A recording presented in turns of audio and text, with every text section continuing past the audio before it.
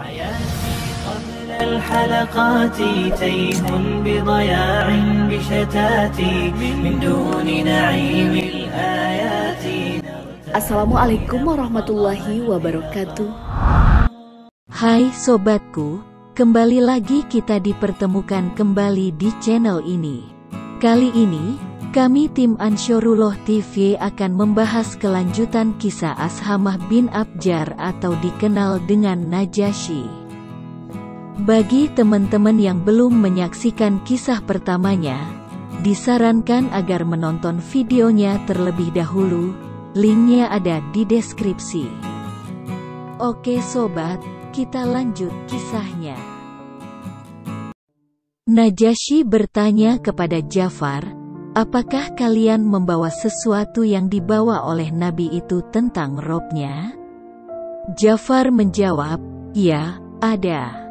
Najasyi berkata, tolong bacakan untuk kami. Ja'far membacakan surat Maryam yang artinya, dan ceritakanlah kisah Maryam dalam Al-Quran, yaitu ketika ia menjauhkan diri dari keluarganya di suatu tempat di sebelah timur. Maka ia mengadakan tabir yang melindunginya dari mereka. Lalu kami mengutus ruh kami kepadanya. Maka ruh itu menjelma di hadapannya dalam bentuk manusia yang sempurna. Maryam berkata, sesungguhnya aku berlindung kepada Rob yang Maha Pemurah, jika kamu seorang yang bertakwa. Jibril berkata, sesungguhnya aku ini hanyalah seorang utusan Robmu, untuk memberimu seorang anak laki-laki yang suci. Maryam berkata, bagaimana aku akan memiliki seorang anak, sedangkan tidak pernah seorang pun menyentuhku dan aku bukan pula seorang pezina? Jibril berkata, demikianlah Robmu berfirman, hal itu adalah mudah bagiku, dan agar dapat kami jadikannya suatu tanda bagi manusia dan sebagai rahmat bagi kami. Maka Maryam mengandungnya, lalu ia menyisihkan diri dengan kandungannya itu ke tempat yang jauh. Maka rasa sakit akan melahirkan anak memaksanya bersandar pada pangkal pohon kurma, lalu ia berkata, aduhai, alangkah baiknya aku mati sebelum ini, dan aku menjadi sesuatu yang tidak berarti lagi dilupakan. Maka Jibril menyerunya dari tempat yang rendah, janganlah kamu bersedih hati. Sesungguhnya Robmu telah menjadikan anak sungai di bawahmu. Quran Surah Maryam ayat 16-24. Tampaklah Najasyi menangis terharu mendengarnya. Najasyi berkata kepada Amr bin As, apa yang mereka bacakan kepada kami dan apa yang dibawa oleh Isa bin Maryam, berasal dari sumber yang sama. Demi Allah, aku tidak akan menyerahkan mereka sama sekali kepada kalian selama aku masih hidup. Kemudian Najasyi bangkit dari singgasana, dan pertemuan itu pun dibubarkan. Keluarlah Amr bin As dengan gusar, ia berkata pada kawannya, demi Tuhan, aku akan menghadap Najasyi lagi besok. Akan aku katakan sesuatu yang bisa membangkitkan amarahnya sampai ke dasar hatinya hingga dia menghabisi mereka. Abdullah bin Rabi'ah, yang lebih lunak sikapnya, berusaha mencegah. Ia berkata, janganlah kamu melakukannya. Bagaimanapun mereka masih keluarga kita meskipun beda paham dengan kita. Namun, Amru berkata, demi Tuhan aku akan katakan bahwa mereka telah menyebut sesuatu yang buruk tentang Isa bin Maryam. Mereka menyembunyikan sesuatu, mereka telah menuduh Isa dan mengatakan nahwa Isa hanyalah seorang hamba. Sesuai yang direncanakan, esok harinya Amr bin As menghadap Najasyi dan berkata, Tuanku, kemarin mereka telah menguraikan sesuatu tetapi menyembunyikan banyak hal lain. Mereka juga mengatakan bahwa Isa adalah hamba. Kaum muslimin kembali dipanggil ke istana. Mereka ditanya, apa yang kalian katakan tentang Isa bin Maryam?" Ja'far menjawab, "Kami mengatakan sebagaimana yang dikatakan oleh Nabi." Najasyi berkata, "Bagaimana kata-katanya?" Ja'far menjawab, "Beliau berkata bahwa Isa adalah hamba dan utusan Allah. Dia merupakan kalimatullah yang diletakkan pada diri Maryam, seorang perawan suci." Najasyi berkata, "Demi Tuhan, tidak ada pendapat kalian yang salah tentang Isa bin Maryam." Terdengar bisikan-bisikan para uskup yang terkesan mengingkarinya. Najasyi memandang mereka dengan tajam lalu berkata tegas, "Aku tidak peduli dengan apa yang kalian bisikan." Ia berkata kepada Ja'far, "Kalian boleh tinggal dengan aman di sini. Barang siapa yang berani mengganggu kalian, akan aku tindak tegas. Aku tidak sudi disuap dengan segunung emas untuk mengganggu seseorang pun di antara kalian." Najasyi perintahkan pengawalnya, "Kembalikan hadiah dari Amru bin As dan kawannya itu. Aku tidak membutuhkannya. Allah tidak menerima suap dariku ketika aku dikembalikan ke negeriku." Negeri Habasyah bergolak. Para uskup yang tidak puas dengan keputusan itu menyebar isu bahwa Najasyi telah meninggalkan agamanya dan mengikuti agama baru. Mereka juga menghasut rakyat agar menggulingkan rajanya. Beberapa lama Habasyah diguncang oleh dilema besar tersebut. Bahkan beberapa orang ingin membatalkan baiatnya kepada Najasyi. Melihat hal ini, Najasyi mengabarkan situasi itu kepada Ja'far dan menyerahkan 2 buah kapal. Setelah siap menghadapi para pembangkang, dikatakannya pada kaum muslimin, "Naiklah kalian ke kapal itu, amati perkembangannya. Bila aku kalah, pergilah kemana kalian suka. Kalau aku menang, kalian boleh kembali seperti semula." Selanjutnya Najasyi mengambil sehelai kulit kijang dan menulis, "Aku bersaksi bahwa tiada Tuhan yang berhak disembah kecuali Allah, dan Muhammad adalah hamba dan utusannya yang terakhir." Dipakainya tulisan itu di dada, kemudian dia menggunakan pakaian perangnya dan pergi bersama para prajurit. Berdirilah Najasyi menghadapi para penentangnya. Ia berkata, "Wahai rakyat Habasyah, katakanlah, bagaimana perlakuanku terhadap kalian?" Mereka menjawab, "Sangat baik tuanku." Najasyi berkata, "Lalu mengapa kalian menentangku?" Mereka menjawab, "Karena Anda telah keluar dari agama kita dan mengatakan Isa adalah seorang hamba." Najasyi berkata, "Bagaimana menurut kalian sendiri?" Mereka menjawab, "Isa adalah putra Allah." Maka Najasyi mengeluarkan tulisan yang dipakainya, diletakkannya di atas meja dan berkata, "Aku bersaksi bahwa Isa bin Maryam adalah seorang hamba dan utusan Allah." Di luar dugaan, ternyata rakyat menerima dengan senang pernyataan Najasyi. Mereka membubarkan diri dengan lega.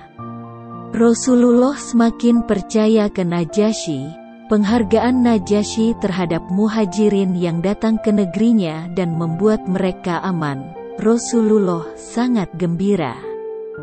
Apalagi setelah mendengar kecondongannya kepada Islam dan keyakinannya akan kebenaran Al-Quran. Hubungan Najasyi dan Rasulullah semakin erat. Memasuki tahun baru 7 Hijriah, Rasulullah hendak berdakwah kepada 6 orang pemimpin negeri tetangga agar mau masuk agama Islam. Beliau menulis untuk mengingatkan akan iman serta nasihat tentang bahaya syirik dan kekufuran. Maka beliau menyiapkan 6 orang sahabat terlebih dahulu. Mereka mempelajari bahasa kaum yang hendak didatangi agar dapat menyelesaikan tugas dengan sempurna. Setelah siap, 6 sahabat tersebut berangkat pada hari yang sama. Di antara mereka ada Amru bin Umayyah, yang diutus kepada Najasyi. Singkat cerita, sampailah Amru bin Umayyah di hadapan Najasyi. Ia memberi salam secara Islam dan Najasyi menyambutnya dengan baik. Setelah dipersilahkan duduk di majelis, Amru bin Umayyah memberikan surat Rasulullah kepada Najasyi dan langsung dibacanya. Di dalamnya tertulis ajakannya kepada Islam, disertai beberapa ayat Al-Quran. Najasyi menempelkan surat itu di kepalanya dengan penuh hormat. Setelah itu, dia turun dari singgasana dan menyatakan keislamannya di depan hadirin. Selesai mengucapkan syahadat, ia berkata, "Kalau saja aku mampu untuk mendatangi Muhammad, niscaya aku akan duduk di hadapan beliau dan membasuh kedua kakinya." Selanjutnya, Amru bin Umayyah menyodorkan surat Rasulullah yang kedua.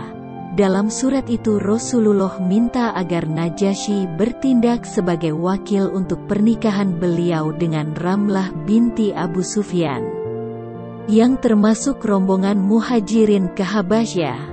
Sedangkan Ramlah yang biasa dipanggil Ummu Habibah itu memiliki lika-liku hidup yang berakhir dengan kebahagiaan.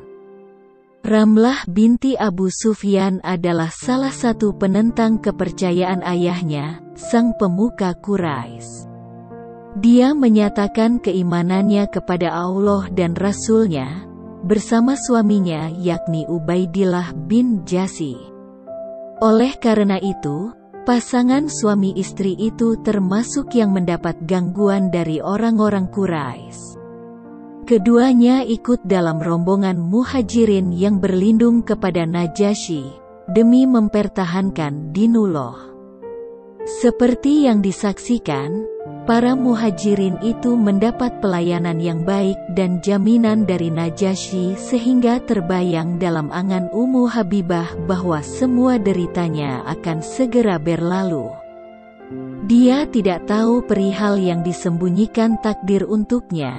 Allah Subhanahu wa Ta'ala berkehendak menguji Ummu Habibah dengan ujian berat yang mampu mengguncangkan akal.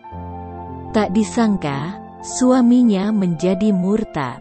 Dia masuk agama Nasrani dan berbalik memusuhi Islam. Pekerjaannya hanya duduk-duduk di tempat maksiat dan menjadi pemabuk berat. Dia memberikan tawaran kepada Ummu Habibah, ikut agama Nasrani atau diceraikan. Di hadapan Ummu Habibah ada 3 pilihan yang sulit. Pertama, mengikuti suaminya menjadi seorang Nasrani. Kedua, kembali pada ayahnya di Mekah yang masih hidup dalam kemusyrikan. Ketiga, tetap di Habasyah bersama putrinya. Akhirnya ia mengutamakan ridho Allah di atas segala masalah dan bertekad tetap tinggal di Habasyah bersama Muhajirin lainnya, sampai Allah menunjukkan jalan keluar. Tak berselang lama, Ummu Habibah merasakan duka cita, suaminya mati dalam keadaan mabuk. Setelah masa idahnya habis, datanglah pertolongan Allah untuknya. Pagi itu sangat cerah, saat terdengar ketukan pintu rumahnya ketika dibuka. Seorang wanita utusan Najasyi memberi salam dan berkata, "Tuanku Najasyi mengirim salam untuk Anda dan berpesan bahwa Muhammad telah meminang Anda." Najasyi ditunjuk sebagai wakil untuk akad nikah. "Maka bila Anda menerima pinang itu, bersiaplah segera menunjuk pihak yang menjadi wali Anda." Betapa tidak terukur kebahagiaan Ummu Habibah. Ia berkata pada utusan tersebut, "Semoga Anda mendapatkan kebahagiaan dari Allah." Kemudian Ummu Habibah berkata, "Aku menunjuk Khalid bin Said bin As sebagai waliku karena dialah kerabatku yang terdekat di negeri ini." Istana Najasyi tampak semarak, seluruh sahabat yang ada hadir untuk menyaksikan pernikahan Ummu Habibah dengan Rasulullah. Setelah segala siap, Najasyi mengucapkan tahmid dan berkata, "Aku penuhi permintaan Rasulullah untuk menikah dengan Ramlah binti Abu Sufyan.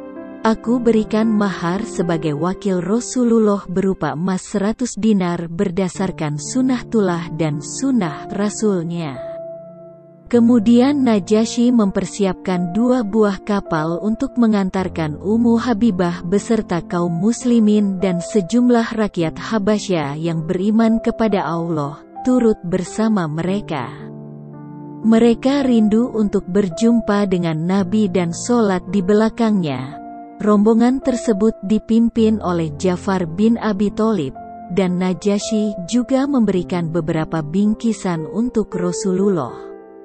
Di antaranya ada 3 batang tongkat, dikemudikan hari 1 tongkat dipakai oleh Rasulullah, dan yang lainnya dihadiahkan kepada Umar bin Khattab dan Ali bin Abi Thalib. Bilal selalu membawanya bila berjalan di muka Rasulullah. Tongkat tersebut juga biasa didirikan di hadapan Nabi sebagai sutra ketika sholat, di tempat yang tidak ada masjid atau dalam perjalanan. Pada masa kekhalifahan Abu Bakar, Bilal yang memegang tongkat itu, lalu pada zaman Umar bin Khattab dan Utsman bin Affan, tongkat tersebut beralih kepada Sa'ad al-Karazi. Tak berselang lama sebelum Fatuh Mekah, Najasyi wafat. Rasulullah memanggil para sahabat untuk melakukan sholat goib.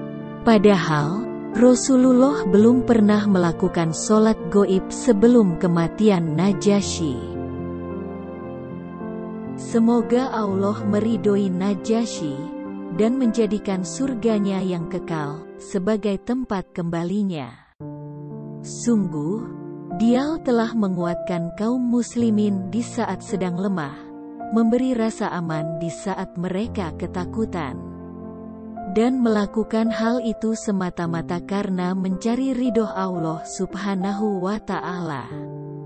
Berakhirlah kisah ini sobatku, mudah-mudahan ini semua bermanfaat. Sampai jumpa lagi pada konten selanjutnya. Wassalamualaikum warahmatullahi wabarakatuh.